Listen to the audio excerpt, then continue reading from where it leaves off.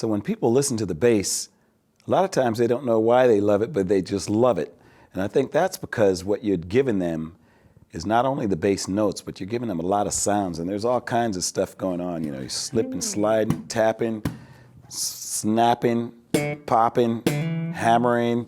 And so all those sounds together make up what makes it feel so good, but people don't actually know why they love it so much. So you're muting the strings on the left hand.